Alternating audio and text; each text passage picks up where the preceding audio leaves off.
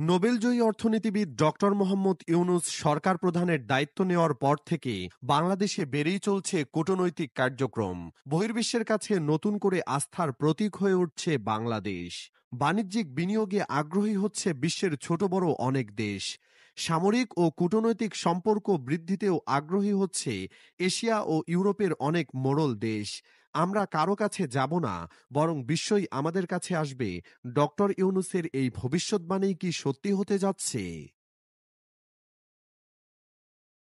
ক্ষমতাচ্যুত স্বৈরাচারী হাসিনার শাসনামলে নিজের দেশেই এক ধরনের কোণঠাসা হয়েছিলেন নোবেল লরিয়েট ডক্টর ইউনূস। তিনি এবং তার প্রতিষ্ঠা করা প্রতিষ্ঠান গ্রামীণ ব্যাংকের নামে বেশ কয়েকটি প্রতিহিংসামূলক মামলা দায়ের করা হয়েছিল।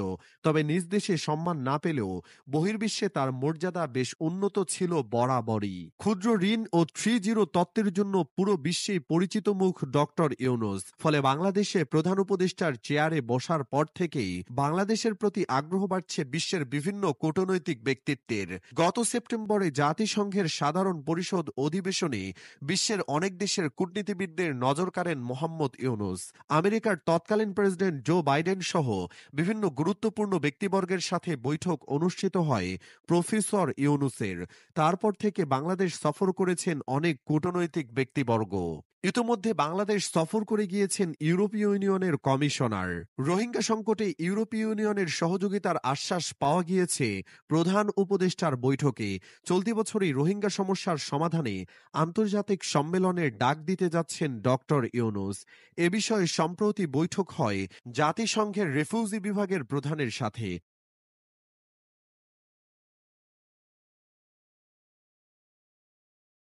জাতিসংঘের মহাসচিব অ্যান্তোনিও গুতেরেস বাংলাদেশ সফরের কথা রয়েছে চলতি মাসের ১৩ থেকে ১৫ তারিখ।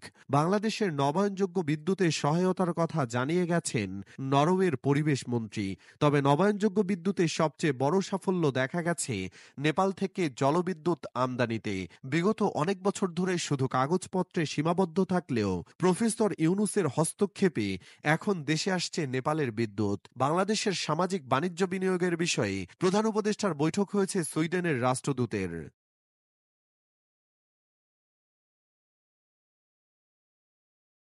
এছাড়াও তুরস্ক, জার্মানি, পর্তুগাল, রাশিয়ার মতো দেশগুলোর রাষ্ট্রদূত গুরুত্বপূর্ণ ব্যক্তিবর্গের যাতায়াত বাড়ছে প্রধান উপদেষ্টার বাসভবনে। বাংলাদেশের সামরিক ও কৌশলগত খাতে বিনিয়োগে আগ্রহী হচ্ছে অনেক দেশ। পাকিস্তানের সাথে উন্মুক্ত হচ্ছে সম্ভাবনার নতুন দ্বার। চীনের সাথেও বাড়ছে কূটনৈতিক সম্পর্ক। দীর্ঘদিন ধরে চলে আসা উন্নয়ন সহযোগিতায় নতুন পথ খুলে দিচ্ছে তিস্তা মহাপরিকল্পনা। ইন্টারনেট জগতে বড় ধরনের পরিবর্তন আনতে প্রধান উপদেষ্টার নিয়মিত যোগাযোগ হচ্ছে স্টারলিংকের প্রতিষ্ঠাতা ইলন মাস্কের সাথেও। তাই বাংলাদেশ বিশ্বের কাছে যাবে না, বিশ্বই যেন আসে। প্রধান উপদেষ্টার এ উক্তি এখন শুধুই ভবিষ্যদ্বাণী নয়, বরং বাস্তব হয়ে ধরা দিয়েছে বাংলাদেশের ভাগ্যে।